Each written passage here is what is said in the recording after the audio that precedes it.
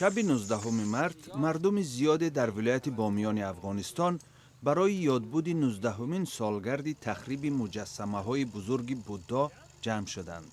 این مراسم هر سال از زمان ترکانیدن دو مجسمه بزرگ برپا می شود. و در کنار از او پیاده روی اعتراضی فعالین مدنی، فرهنگیان، ادبیان و مردم بامیان از مرکز گردشگری تا مقابل بودای سلسال به خاطر اینکه اعتراض خود را نسبت به انهدام بودای بامیان توسط گروه متحجر طالبان اعلان کنند. پیش از تخریب مجسمه ها چنین نمود داشتند. آنها در عصر ششم در داخل کوهپاره ساخته شده، بزرگش 53 متر بلند بود.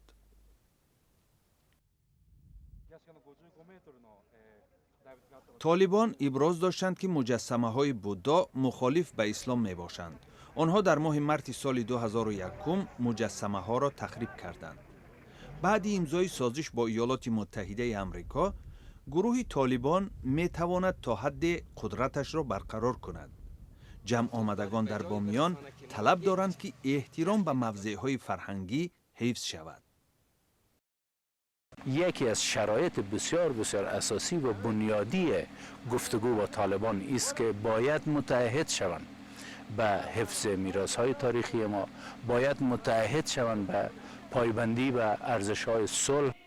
بنیاد علم، معارف و فرهنگ سازمان ملل متحد یونسکو دره‌ی بامیان را به فهرست فرهنگ جهانی